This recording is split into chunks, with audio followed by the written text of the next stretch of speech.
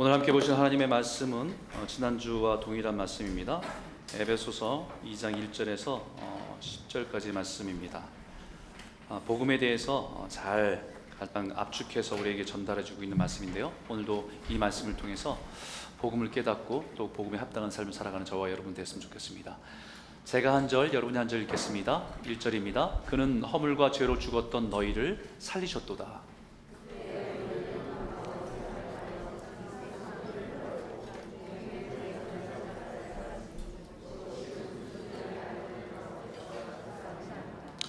전에는 우리도 다 그 가운데서 우리 육체의 욕심을 따라 지내며 육체와 마음에 원하는 것을 하여 다른 이들과 같이 본질상 진노의 자녀이었더니,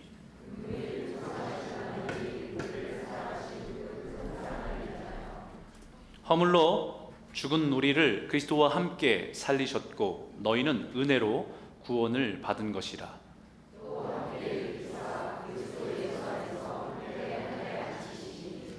이는 그리스도 예수 안에서 우리에게 자비하심으로써 그 은혜의 지극히 풍성함을 오는 여러 세대에 나타내려 하심이라.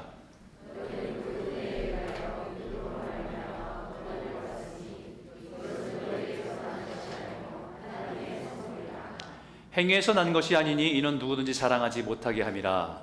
우리는 그가 만드신 바라 그리스도 예수 안에서 선한 일을 위하여 지으심을 받은 자니, 이 일은 하나님이 전에 예비하사 우리로 그 가운데서 행하게 하려 하심이니라. 아멘. 여러분, 오늘 옆에 분들한테 좀 이렇게 인사했으면 좋겠습니다. 지난주에 인사했던 것과 똑같은데요, 당신은 하나님의 작품입니다. 한번 인사했으면 좋겠어요. 째려보지 마시고 다시 한번 인사하겠습니다. 당신은 하나님의 위대한 작품입니다. 더 힘들죠? 네, 안 믿어지시는 분들이 많은 것 같은데, 그쵸? 사실 이게 참 받아들이기가 좀 어렵습니다. 어려울 때가 있죠. 제가요? 이렇게 질문이 나오기도 하고, 얘가요? 이렇게 질문이 나오기도 하잖아요. 그죠? 진짜 하나님의 작품인가? 제가 지난주에도 말씀드렸잖아요. 미술 작품에는 아름다움을 이렇게 그림의 화폭에, 캔버스에 담는 그림들이 여러 가지가 있는데, 그 중에는 정물화라고 합니다. 정물화, Still Life Painting. 그래서 이쁜 그 과일이나 이런 걸 놓고 그거를 이제 캔버스에 그대로 표현해서 잘 아름다움을 잘 담으려고 하는 것이 정물화예요. 또 하나는 풍경화입니다. 풍경화는 랜드스케이프 페인팅입니다. 그래서 자연에 이렇게 펼쳐진 것들을 화폭에 담는 거잖아요. 그래서 그것을 이제 우리는 뭐 너무 아름다운 곳에 살아서 어디를 찍어도 어디를 그려도 아름다운 곳에 살지만, 그것을 아름다움을 화폭에 담는 것이 풍경화입니다. 그런데 조금 어려운 게 있어요. 그림 중에 뭐냐면 추상화가 있습니다. Abstract painting, Abstract art. 그래서 이거는 좀 설명이 필요해요. 이게 보면 나도 그리겠다. 저는 이게 어느 전시 미술을 잘 모르니까 문외한이거든요. 그래서 어느 전시에 가면은 이해가 안 되는 거예요. 이게 가격을 보면서 저는 이게 어마어마한 금액이 써 있는 걸 보면서 깜짝 놀랍니다. 줄 하나 딱 거놓고 그게 몇천 불이래요.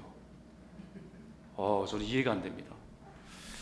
이게 추상화잖아요. 피카소의 추상화 작품인데, 여러분 근데 아세요? 이거 추상화하고 이런 미술 정물화, 그다음에 이런 풍경화 가치를 따지면요, 비교할 수 없을 정도로 추상화가 훨씬 비쌉니다. 왜냐하면 유니크하기 때문에, 그거 하나밖에 없기 때문에. 근데 자연 풍경은 이런 비슷한 그림들이 많잖아요. 여러분, 우리의 인생도 그럴 수 있습니다. 어떤 사람의 인생을 보면 참 하나님이 저 사람 참 사랑하신다 라는 것이 느껴지는 사람이 있어요. 그 사람 인생에 보면 하나님이 이 사람을 정말 그 인생을 다 이렇게 예쁘게 이끌어 가시는 것을 볼 수 있어요. 뭘 해도 좋고 성품도 참 좋고, 그런 사람들이 있습니다. 그래서 그 사람의 인생에서 하나님이 참 사랑하신다라는 것을 느낄 정도로 이쁘고 아름다운 분이 있어요. 그런데 그런 인생만 있는 게 아니라 어떤 사람의 인생은요, 잘 이해가 안 돼요. 예수를 그렇게 잘 믿고 살아가는데 왜 저렇게 어렵지? 참 이해가 안 됩니다. 왜 그렇게 어려움이 끊이지 않고 계속해서 저 사람의 인생에는 그런 고난들이 계속 있지? 어떨 때는 그 모습이 참 안 돼 보이기도 하고요. 그 사람을 향한 하나님의 인생의 계획과 뜻이 잘 안 보일 때가 많습니다. 근데 그런 사람의 인생은 하나님께서 그 사람의 인생에 하나님의 계획을 이렇게 딱 드러내실 때가 있어요. 그러면 그 인생은 비로소 깨닫게 되는 게 그 사람의 인생은 하나님의 은혜를 담는 인생이었구나라는 걸 깨닫게 돼요. 마치 추상화 같은 거예요. 그런 의미에서 우리 다시 한번 이 세 번역의 말씀 한번 읽어보죠. 우리 말씀에 새기면서 한번 읽어봤으면 좋겠습니다. 같이 읽을까요? 시작. 우리는 하나님의 작품입니다. 선한 일을 하게 하시려고 하나님께서 그리스도 예수 안에서 우리를 만드셨습니다. 하나님께서 이렇게 미리 준비하신 것은 우리가 선한 일을 하며 살아가게 하시려는 것입니다. 지난주에 말씀드렸잖아요. 우리가 복음을 받아들이는 것, 예수를 믿는 것, 기독교인 사는 것, 하나님의 자녀로 살아가는 것, 그리스도인이 살아가는 것이 그냥 이렇게 종교생활 하다가 교회 다니다 어느 날 죽으면 천국 가는 게 아니라 우리가 살아가는 동안에 우리 안에 있는 예수를 통해서 하나님의 선한 일을 드러내라고 우리를 자녀 삼아 주셨다는 거예요. 그래서 우리의 하나님의 작품입니다. 우리 인생을 통해서 하나님이 작가 되심을, 주인 되심을 드러내기 위해서 우리를 하나님의 작품으로 삼으셨다는 겁니다. We are God's masterpiece예요. 그냥 작품도 아니에요. 걸작품입니다. 포이에마, 걸작품이에요. 최고의 작품이라고. 선한 일을 하게 하시려고. 이 선한 일이란 하나님께서 그리스도 안에서 하시는 일입니다. 여러분, 최고의 걸작품이, 하나님의 최고의 걸작품이 뭡니까?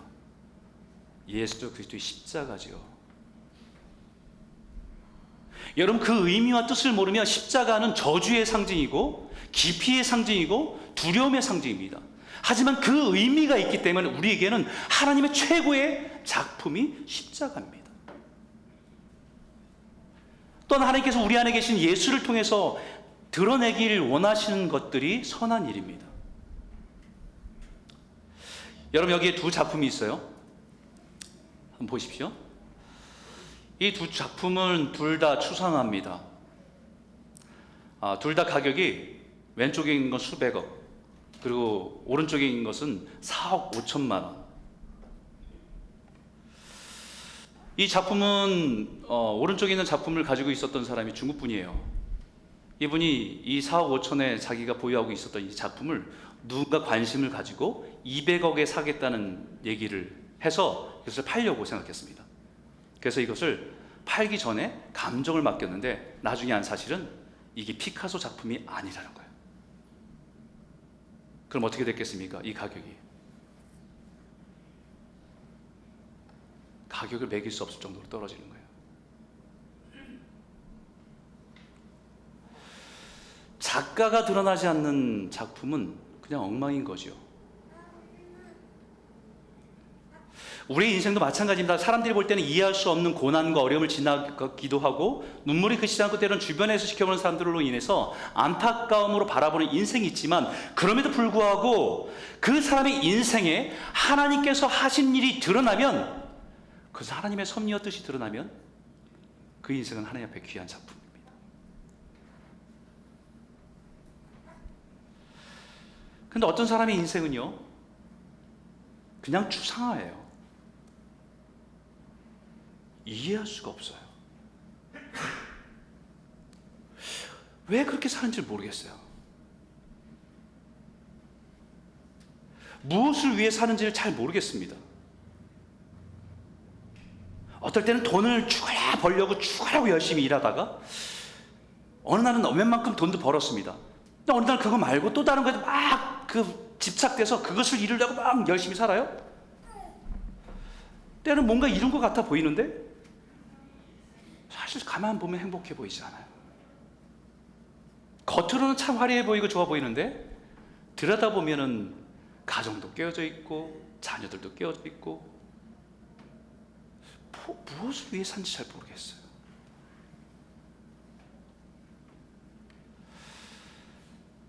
그냥 그 사람의 인생은 그냥 추상화예요. 이해할 수 없는 그냥 추한 그림입니다. 작가가 드러나지 않는.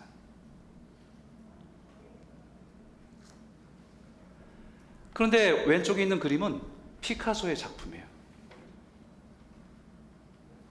작가를 아는 순간 저 그림이 이해가 되기 시작해요. 그 사람의 인생과 그 사람의 철학과 왜 그 색을 썼는지, 왜 그렇게 표현했는지, 왜 제목을 그렇게 붙였는지.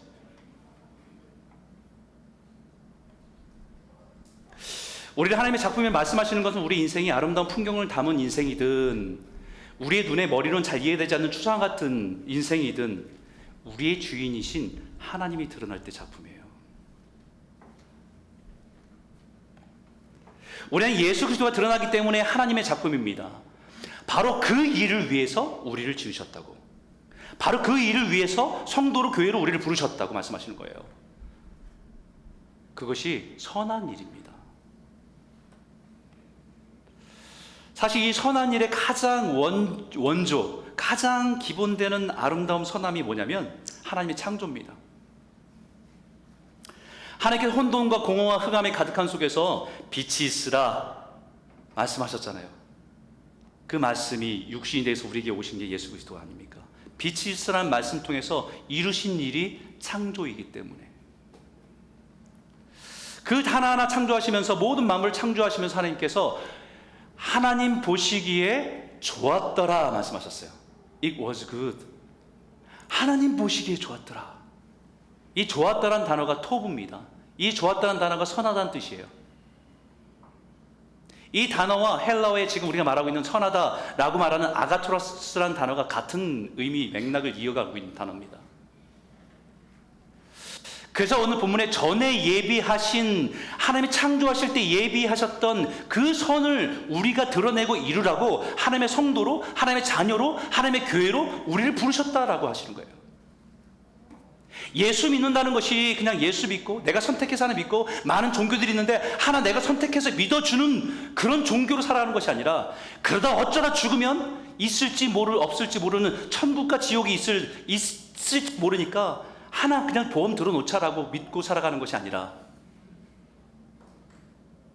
예수를 믿는 사람이면 우리가 살아가는 모든 속에서 예수 안에서 그 예수가 드러나는 삶을 살아가도록, 그 선함이 드러나도록 우리를 부르셨다라는 거예요. 분명한 목적이 있다는 것이죠.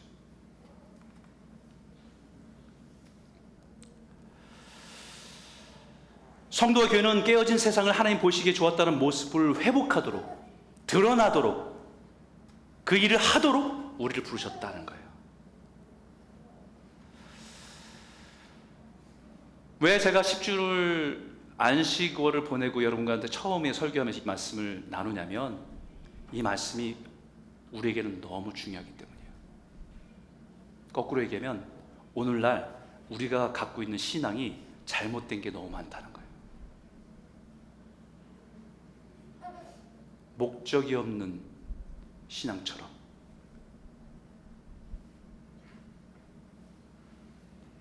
오늘 이 말씀을 통해서 우리 하나님의 선하심에 의해 부르심 받은 하나님의 자녀로서, 교회로서 하나님의 선하심을 드러내고 그 선한 일을 함께 이뤄가는 저와 여러분 모두가 되시기를 주의 이름으로 축원합니다. 그래서 제일 중요한 것은 이거예요. 내가 보기에 선이 아니라 하나님 보시기에 선한 일을 분별하는 거예요. 내가 보기에 좋고 선한 것이 아니고요, 하나님 보시기에 좋고 선한 일을 찾아서 우리가 그것을 순종하고 살아가는 거예요. 하루는요, 예수님께 한 사람이 달려왔습니다. 그래서 질문합니다. 예수님께, 선한 선생님이요, 내가 무슨 선한 일을 하여야 영생을 얻을 수 있습니까? Good teacher, what good things must I do to get eternal life? 뭘 해야 내가 영원한 삶, 영생을 얻을 수 있습니까? 선한 선생님. 예의를 갖춘 질문이죠, 그죠? 근데 예수님께서 이상하게 대답하세요. 이렇게 대답하십니다. 같이 읽어볼까요? 함께 읽겠습니다. 시작. 예수께서 이르시되 내가 어찌하여 나를 선하다 일컫느냐? 하나님 한 분 외에는 선한 이가 없느니라. 아가톤, 네가 나를 선하다 아가톤 일컫느냐? 하나님 한 분 외에는 선한 아가토스가 없느니라. 이렇게 말씀하세요. 여러분, 이 말의 의미는요, 이렇게 쉽게 얘기하면 이런 겁니다. 야, 네가 뭔데 나를 선하다고 하냐? 하나님 한 분 외에는 선한 분이 없어. 이렇게 얘기한 거예요. 좀 예수님이 조금 너무 막대하는 거 아닙니까? 그 나름대로 이 사람은 예수님을 이렇게 올려서 존칭하면서 올린 거잖아요. 선생님 이렇게 부른 것도 아니고 선한 선생님이요. 그러면 그렇게 예의를 갖춘 거면 예수님께서 그래, 영생을 얻는 거는 이렇게 하나님을 마음으로 진심으로 믿으면서 하나님께 돌아가야 돼, 이렇게 가르쳐 줄 수도 있는 거잖아요. 근데 너무 차갑습니다. 제가 아무리 읽어도 너무 차가워요. 선한 선생님이라고 한 것이 뭐가 크게 잘못입니까? 그죠? 선한 선생님, 높여지는 호칭일 수 있잖아요. 제가 이번에 한국을 갔더니 관공서 같은 데를 가면 호칭이 이제 어떤 호칭이냐면 선생님 이렇게 부르더라고요. 선생님 일로 오세요. 여기 앉으세요. 이거는 이거 그렇고 이렇게 설명해 줍니다. 뭐 은행에 가도 그렇게 선생님이라는 걸 부르더라고요. 식당에 갔더니 사장님 그러면서 사장님 그래. 사장님 들으니까 조금은 불편해요. 제가 뭐 비즈니스 하는 사람도 아닌데 뭘 난다고 사장님이라고 그러지? 근데 그 사람이 사장님 부른다는 의미는 아저씨라고 부르는 것보다 낫잖아, 그죠? 아저씨 이거 아니라 저를 좀 높여준 거잖아요, 나름대로. 근데 이번에 제가 여러 병원들을 이제 다니면서 이제 검사하는 것도 있었는데 제가 기분이 별로 안 좋은 호칭이 하나 있었어요. 그 뭐냐면 아버님 이렇게 부르시면서 분명히 의사가 제가 볼 때 40대 중반 같은데 저보고 아버님이라고 부르니까 이게 굉장히 기분이 안 좋더라고요. 제가 아버님 뻘 되는 사람도 아닌데 저한테 아버님이라고 하니까 무슨 의미인지는 알겠어요. 근데 아버님을 부르니까 저는 기분이 별로 안 좋았거든요. 아무리 그래도 예수님께 이 사람이 선생님이라고 부르는 것이 어떤 의도인지는 알 텐데 예수님께서 왜 이렇게 말씀하셨을까? 그 이유가 다음 대화에서 느낄 수 있습니다. 그 얘기 이렇게 말합니다. 예수님께서 그래, 너는 계명을 잘 지키며 살아왔지. 살인하지 말라, 간음하지 말라, 도둑질하지 말라, 거짓 증언하지 말라, 속여 빼앗지 말라, 내 부모를 공경하라 같은 계명을 다 지켜왔지. 이미 아신다는 겁니다. 그러자 기다렸던 듯이 이 사람이 이렇게 대답합니다. 네 선생님, 그런 것들은 제가 어려서부터 잘 지켰습니다. 이렇게 얘기합니다.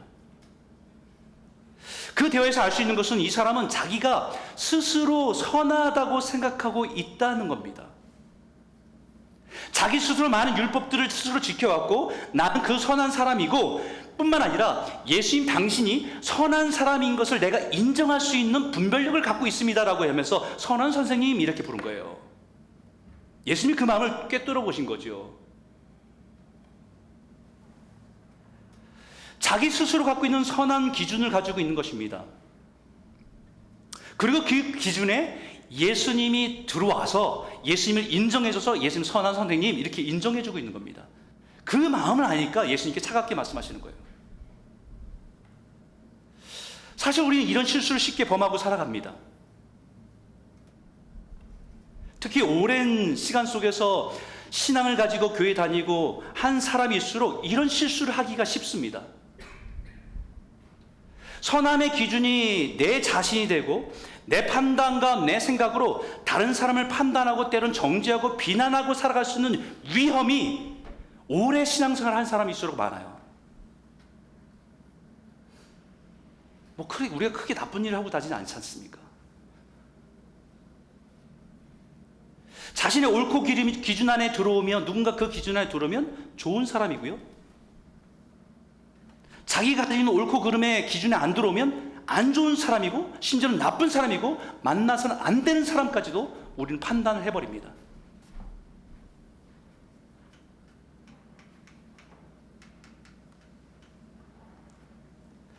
하나님께서 우리에게 선한 일을 하게 하시려고 우리를 하나님의 자녀로 교회를 부르셨다는 것은 우리가 보는 선이 아니라 하나님 보실 때 좋은, 하나님 보실 때 선한 것을 분별하고 순종하는 겁니다. 그런데 이런 과정에서 우리가 가장 많이 실수하고 잘못하는 것이 우리가 보기 좋은 것을 선하다고 생각하고 사는 것이에요. 다시 말하면 내가 보기에 선한 길과 하나님 보시기에 선한 길이 다를 수 있다는 것을 알아야 돼요. 그래서 잠언은 이렇게 말합니다. 어떤 길은 사람이 보기에 바르나 필경은 사망의 길이라. 사람 보기에는, 우리가 보기에는 좋아 보이고 선해 보이고 바르게 보이는데 결국 끝은 잘못된 길이었고 죄악된 길이었고 결국은 사망의 길이었다. 그렇게 생각해 보니까 인류 최초의 죄도 하나님 보시기에 좋았다라고 한 창조 속에서 에덴 동산에 살던 가장 최초의 범죄도 하와가 선악과를 보면서 범죄한 거 아닙니까? 그 나무를 본즉 먹음직도 하고 보암직도 하고 지혜롭게 할 만큼 탐스럽게 보였다, 좋게 보였다는 거잖아요. 하나님의 말씀은 그 먹으면 안 된다, 죽는다 라고 말씀하시는 거 잊어버리고 자기가 보니까 좋아 보였다는 거예요. 뿐만 아니라 아브라함과 조카 롯이 부자가 되어서 갈등할 때가 있었어요. 그 목자들이. 그 갈등할 때 아브라함이 이 문제를 놓고 고민하다가 하나님 주신 마음으로 자기가 양보하기로 결정했어요. 그래서 이렇게 제안하죠. 네가 좌하면 내가 우할게, 네가 우하면 내가 좌할게. 무슨 얘기예요? 우선권 너에게 준다는 거예요. 그럴 때 롯이 그 얘기를 듣고 주변을 이렇게 돌아봅니다. 이게 돌아보는데 좋은 땅이 딱 보였어요. 그래서 뭐라고 고백합니까? 여호와의 동산 같고 애굽 땅과 같았더라. 여호와께서 축복하시는 땅 같고 너무 훌륭한 땅 같았다, 이렇게 얘기하는 거예요. 쉽게 얘기하면 하나님이 우리를 인도하시는 것 같았다라고 얘기하는 거예요. 하나님이 나를 그것을 축복된 땅으로 인도하시는 것 같았다라고 선택한 땅입니다. 여호와의 동산 같았다. 근데 그 땅이 어디예요? 소돔과 고모라 아닙니까?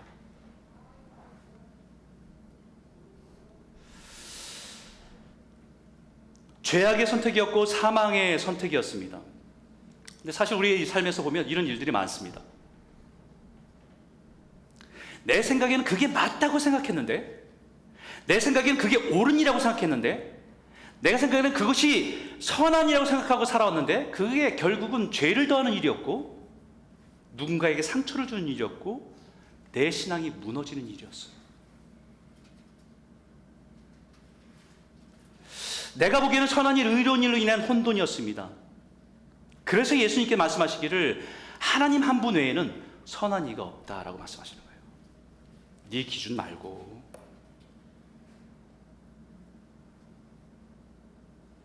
내 생각과 판단과 기준을 내려놓고 하나님 앞에 서는 게 더 중요하다.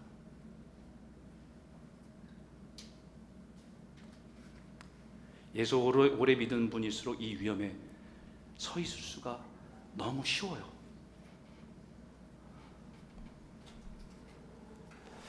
오늘 우리가 살아가는 세상은 이게 너무 혼란스럽고 혼합되어 있는 세상을 살아갑니다. 선과 악이 뒤죽박죽 됐어요.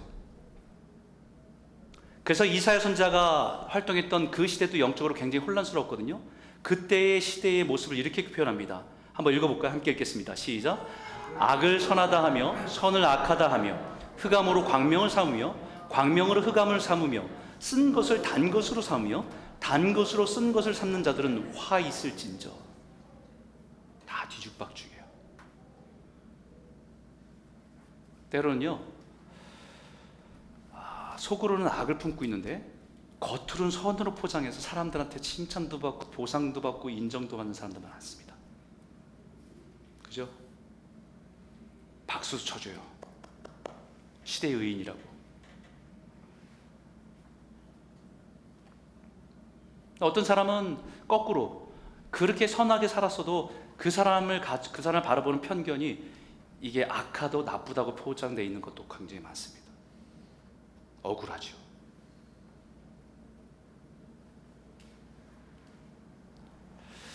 죄악을 행하면서도 겉으로는 선한 구제와 자선을 통해서 자기를 포장한 일도 너무 많아요.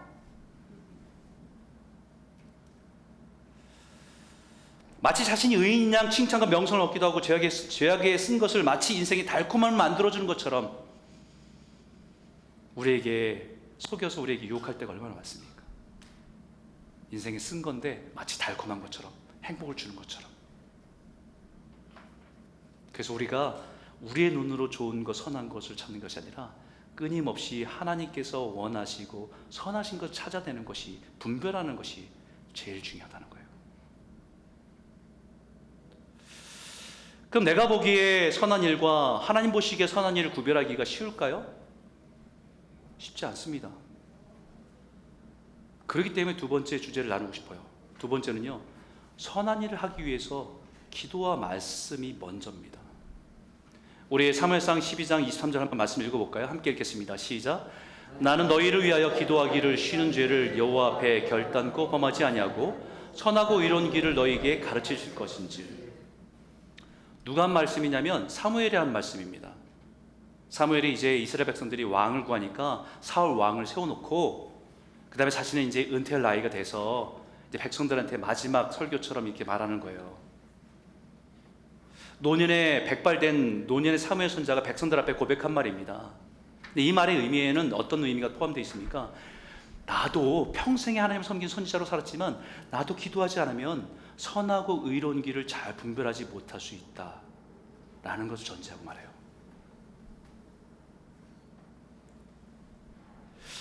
여러분, 사무엘은 알다시피 엄마 한나가 아이를 못 낳아서 늘 기도하면서 그것 때문에 기적적으로 받은 아들 아닙니까?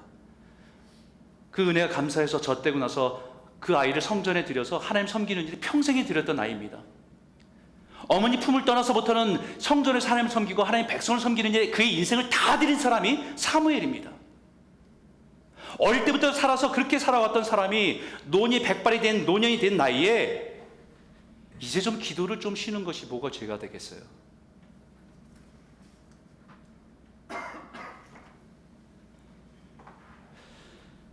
그 노년에 백발된 그 노년의 사무엘이 이제 기도를 좀 쉰다는 것이 어떻게 죄라고까지 말할 수 있겠습니까?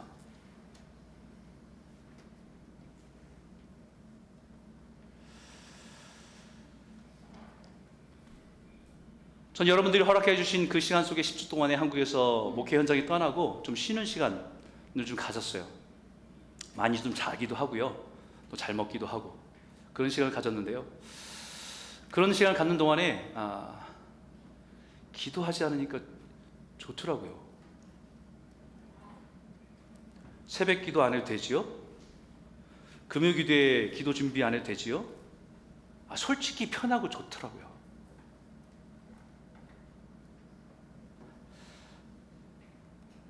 편하고 좋긴 한데 조금씩 시간이 가면서 제가 느낀 건요, 제가 영적으로 점점 나태해져요. 영적인 긴장감도 떨어지고 그러다 보니까 제 안에 욕구가 더 살아나요. 본능이 더 살아나고요. 이래서는 안 되겠다. 적어도 아침에 말씀으로 기도하고 자기 전에 잠시 기도하고. 여러분, 기도하지 않는 것이 무슨 죄가 되겠습니까? 기도하지 않는 것이 죄라고 할 수는 없어도 잘못된 길을 걸어가게는 합니다. 결국 죄가 되게 되고 나중에는 죄로 넘어지게 만들어요. 왜냐하면 우리의 본성은 똑바로 서 있지 않고요, 죄로 이렇게 기울어져 있어요. 우리 본성이.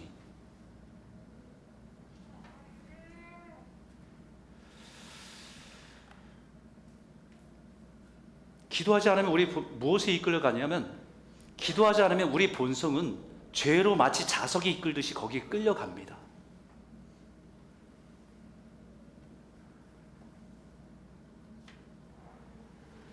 기도는 우리의 죄된 욕망이 아니라 선하신 하나님께로 우리의 마음과 생각을 끌어가는 겁니다.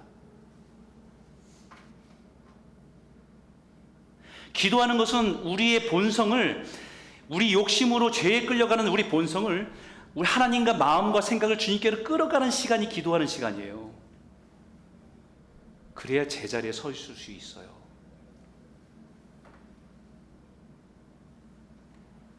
기도하지 않으면 자꾸 내 생각과 판단과 경험이 점점 세상을 닮아가고 따라갑니다. 그래서 솔로몬 왕이 순수하고 진실할 때 기도했던 것은 누가 이 많은 백성들 재판할 수 있사오리까 듣는 마음을 종에게 주사 주의 백성을 재판하여 선악을 분별할 수 있게 하옵소서. 듣는 마음을 주사. 기도할 때 주님께 듣는 마음을 주셔서 선악을 분별하게 해달라고. 그 마음이 주의 마음이든지라. 그 마음이 하나님이 원하시는 선한 마음이에요.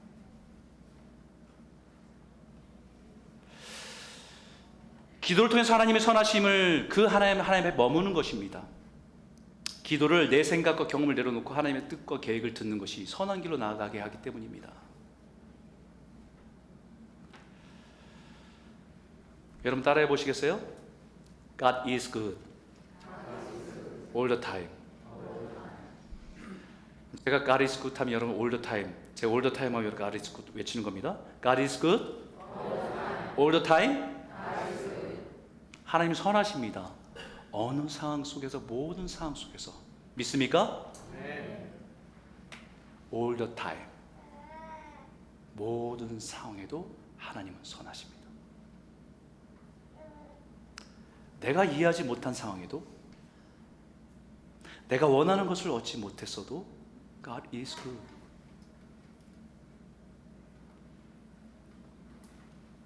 여전히 하나님은 선하십니다. 하나님만이 선하시다는 것은 그분이 말씀하신 약속이 선하고 진실하다는 것입니다. 내 눈에는 그것이 드러나지 않고 증명되지 않았어도 하나님이 선하시기 때문에 그분이 약속하신 그 말씀이 선하시다는 것입니다. 그 말씀이 우리 안에 있을 때에 하나님이 선하시다고 여기는 것과 조화를 이루는 삶을 살 수 있어요. 그래서 이렇게 마태복음 예수님께 이렇게 말씀하십니다. 선한 사람은 선한 것을 쌓아두었다가 선한 것을 내고, 악한 사람은 악한 것을 쌓아뒀다가 악한 것을 내는 거라고. 우리 안에 무엇이 쌓여 있는지에 따라서 우리가 어떤 상황에 반응하는 것이 드러난다는 것입니다. 선과 악을 구별하는 그 순간에 우리 안에 있는 것이 작동하는 것입니다. 어떤 사람은 그 순간에 다른 사람의 말이 작동하는 사람이 있을 거고, 어떤 사람은 이런 순간에 드라마에서 주인공이 얘기했던 말이 마치 그것이 그 판단의 기준이 돼서 작동하는 사람도 있을 거고, 그 사람 안에 쌓여 있는 것이 그 순간에 분별할 수 있는 것으로 작동한다는 거예요. 그래서 본문에, 그래서 로마서 이렇게 말합니다. 육신을 따르는 자는 육신의 일을, 영을 따르는 자는 영의 일을 생각하나니, 이렇게 얘기해요. 근데 여기에 재미있는 것은 이 생각하나니라는 단어가 원어에도 그렇고 영어 성경에도 이렇게 표현합니다. 생각하는 단어가 set their mind. 그렇게 세팅되어 있다는 거예요.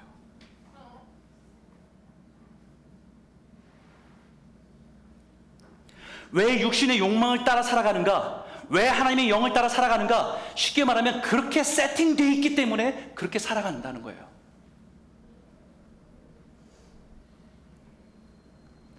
하나님의 말씀을 읽고 묵상하는 것은 우리의 삶을 하나님의 선을 따라 살아가는 삶을 살기 위해서 세팅하는 영적인 내비게이션 시스템입니다. 가지 말아야 할 곳과 가야 할 곳을. 사랑하는 성도 여러분, 여러분의 삶이 기도와 말씀으로 다시 세팅되기를 바랍니다. 그래서 하나님의 선하심을 따라서 선한 일을 하며 순종하며 살아가는 착하고 충성된 성도들이 다 되시길 주의 이름으로 축복합니다. 그래도 하나님의 선한 일을 따라 살아가는 것이 쉽지는 않아요. 왜냐하면 때로는 이 선한 일이 무엇인지조차 알 수 없을 때가 너무 많기 때문에요.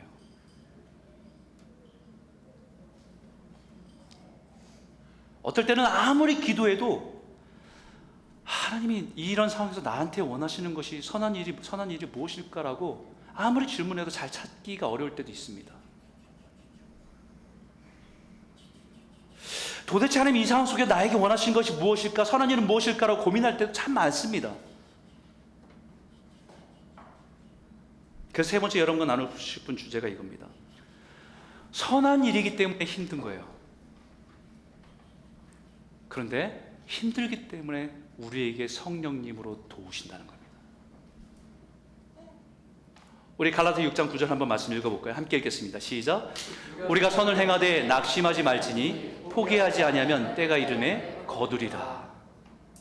이거 세 번역으로 함께 읽지요. 선한 일을 하다가 낙심하지 맙시다. 지쳐서 넘어지지 아니하면 때가 이를 때에 거두게 될 것입니다. 이런 뜻입니다. 무슨 말이에요? 선한 일을 하다가 힘든 것은 당연하다는 거예요. 왜 힘드냐면 우리의 본성이, 왜 이것을 하기 힘드냐면, 선한 일을 하기 힘드냐면 우리 본성은 이것을 거스르는 일이기 때문에요. 역행하는 일이기 때문에, 우리 본성을 역행하는 일이기 때문에 힘든 겁니다. 누군가 나에게 어려운 일을 줘요. 좀 상했어요. 마음이 상합니다. 그럼 이 사람에게 미워하는 마음이 자연스럽죠. 화내고 분노하는 것이 자연스럽습니다. 근데 이것을 꺾어서 하나님 말씀하신 대로 한 번 더 순종해 보려고 하니까, 용서해 보려고 하니까, 사랑해 보려고 하니까 힘든 거예요. 힘들죠.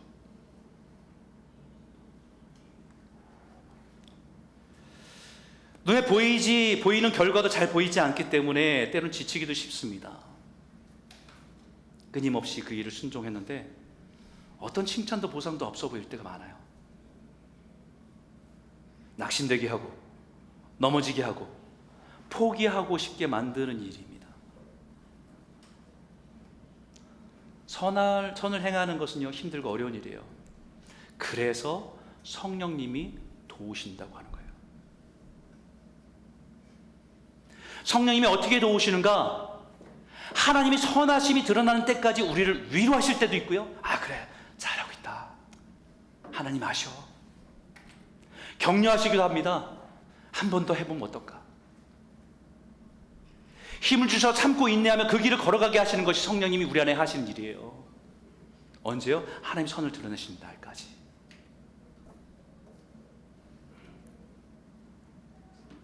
하나님께서 우리가 선한 일을 하기에 연약하다는 것을 아십니다. 그래서 성령님이 우리를 도우십니다. 내가 그 선한 일을 내 힘으로 하려면 율법이에요. 내가 연약하기 때문에 이것을 할 수 없다는 걸 알기 때문에 도와주심을 구하면서 하나님과 함께하는 것이 은혜입니다.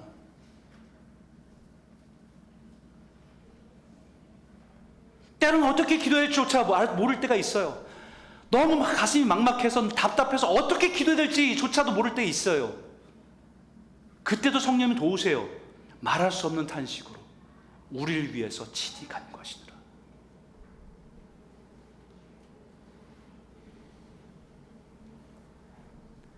하나님의 선한 일을 하는 것은 성령님과 협력하는 일이에요. 합력하는 일입니다. 그래서 로마서 이렇게 말합니다. 같이 한번 읽겠습니다. 시작. 우리가 알거니와 하나님을 사랑하는 자 곧 그 뜻대로 부르심을 입은 자들에게는 모든 것이 합력하여 선을 이루느니라. 합력하여 선을 이루느니라. 여러분, 이 고백이, 이 말씀이 우리에게는 너무 큰 힘이잖아요. 이게 믿음의 로마서 8장의 믿음의 정상에 있는 고백 아닙니까? 우리 인생에 많은 고난과 어려움들이 있어도 하나님께서 합력과 선을 주신다는 이 고백이 우리 믿음의 정상의 고백이에요. 그런데 중요한 거 놓치지 마세요. 합력하여 선을 이룹니다.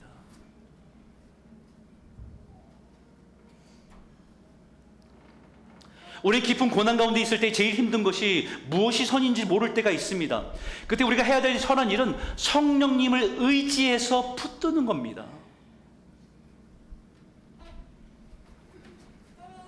포기하고 싶지만 그래도 성령님 도와달라고 부르시는 거예요. 낙심돼서 아무것도 할 수 없을 때 있지만 그때도 나를 업고 가시는 성령님의 등에 그냥 엎혀서 그냥 그 길을 걸어가는 겁니다. 너무 분하고 아프지만 성령님이 가슴에 안겨서 눈물로 적시는 때가 합력하는 그 시간들이 합력하는 시간들이에요.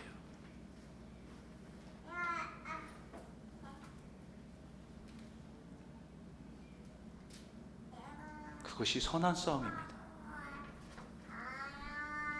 사도 바울이 말한 선한 싸움이에요.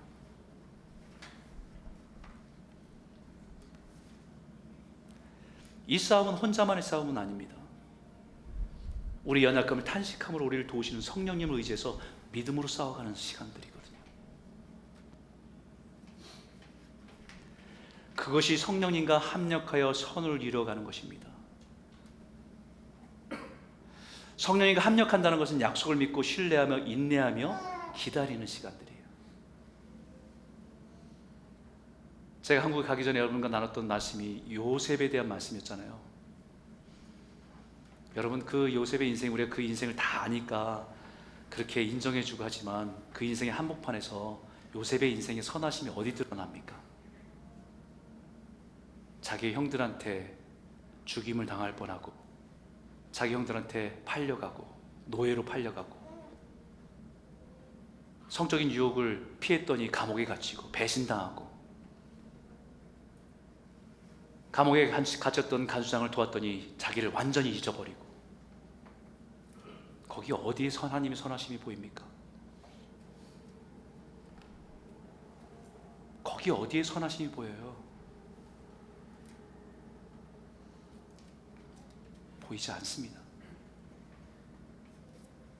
근데 그때 요셉이 붙들었던 것은 하나님 나와 함께 계시니,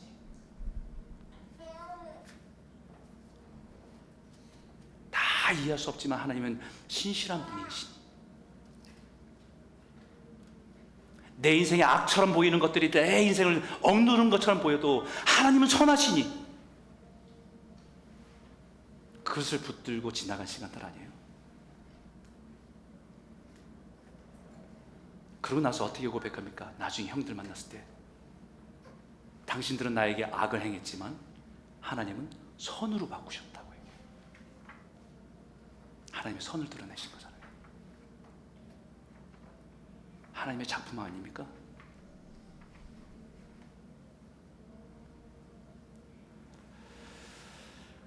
다윗도 이렇게 고백합니다. 내가 산자들의 땅에서 여호와의 선하심을 보게 될 줄 확실히 믿었도다. 너는 여호와를 기다릴지어다. 강하고 담대하여 여호와를 기다릴지어다. 이 시를 기록한 다윗이 자신의 인생에 하나님의 선하심을 보았다는 얘기예요? 보지 못했다는 얘기예요? 아직 안 보인다는 얘기예요. 여전히 광야에서 쫓겨다니고요. 왜 사울이 자기를 죽이려고 다니는지를 알지를 못하는 때이고, 왜 나에게 이런 일이, 언제 이 고통이 끝날지 알 수 없는 상황입니다. 그럼에도 불구하고 여호와의 선하심을 보게 될 줄 확실히 믿었다. 그리고 기다린다. 이 힘이 어디서 나왔을까요? 이 힘은 그의 인생에 하나님의 선하심을 맛보았기 때문입니다. 광야에서 양을 칠 때 하나님이 그에게 부어주신 은혜들, 찬양할 때 하나님이 그와 함께 했던 그 은혜들, 그것을 맛보았기 때문이죠.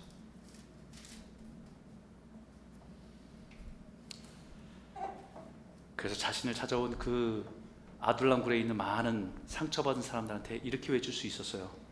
너희는 여호와의 선하심을 맛보아 알지어다. 그에게 피하는 자는 복이 있도다. 할렐루야. 하나님의 선하심을 맛보면 너희들이 경험하는 그 고난과 그 모든 것들을 이해할 때가 있을 거야.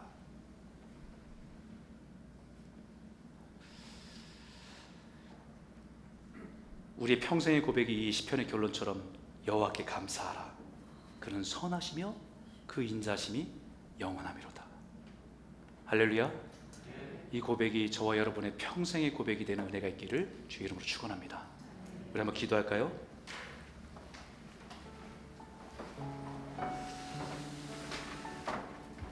하나님, 오늘 이 말씀을 통해서 우리가 예수를 믿는다는 것이 무엇인지를 다시 한번 분명히 깨닫게 하여 주십시오. 예수를 믿는다는 것이 많은 종교들이 있는데 그냥 내가 하나 선택해서 믿어주는 것이 아니라 소망이 없는 나를 하나님의 자녀 삼아주신 그 은혜가 무엇인지를 깨닫게 하여 주시고, 하나님의 선한 일을 위해서 우리를 부르셨다는 것을 깨달아 믿음으로 살아갈 수 있도록 도와주십시오. 그런데 하나님, 우리는 살아가면서 내가 보기에 좋은 선을 따라 살 때가 참 많은데, 내가 보기에 좋은 선이 아니라 하나님 보시기에 좋은 것이 무엇인지, 선한 것이 무엇인지를 분별하며 살아갈 수 있도록 도와주십시오. 스스로 속이는 기만의 가면을 벗어버리고 하나님 앞에 진실하게 서는 성도 되기 원합니다. 우리 하나님의 선한 말씀과 선한 뜻을 품어서 선한 길을 걸어갈 수 있도록 인도하여 주시고, 이 악하고 깨어진 세상에서 선한 일을 하는 것이 힘들고 지치고 포기하고 싶을 때에도 우리 연약함을 도우시는 성령님과 합력하여 선을 이뤄가는 하나님의 작품이 되는 인생을 살아갈 수 있도록 우리를 붙잡아 주시고 인도하여 주시옵소서. 우리 한번 같이 한번 이 말씀을 가지고 기도하기 원합니다. 함께 기도하겠습니다. 살아계신 하나님 아버지, 감사합니다. 오늘 이 말씀을 통해서 우리가 주 앞에 기도하며 나아가기 원합니다. 하나님의 뜻에 순종하며 살아가는 성도 되게 하여 주시고, 우리를 구원하신 하나님의 뜻에 따라서 복음을 붙들고 반응하며 살아가는 성도가 될 수 있도록 인도하여 주시옵소서. 우리 내가 보기에 좋은 선을 선이라 말하며 그 기준에 사람들을 판단하며 정죄하며 살았던 우리의 모습을 내려놓고, 하나님 보시기에 좋은 것이 무엇인지, 하나님 보시기에 선한 것이 무엇인지를 끊임없이 분별하며 우리가 말씀으로 그 길을 찾아갈 수 있는 저희가 되게 인도하여 주시고 잡아 주시옵소서. 오늘도 말씀과 기도 외에 하나님 그 세팅이 무너진 자가 있다고 한다면 다시 한번 오늘 그 말씀 위에 세워지게 인도하여 주시고, 우리가 진리를 따라 살아가는 일에 있어서 우리의 그 세팅된 그 삶을 통해서 거룩한 길을 걸어가는 저희들이 될 수 있도록 허락하여 주시옵소서.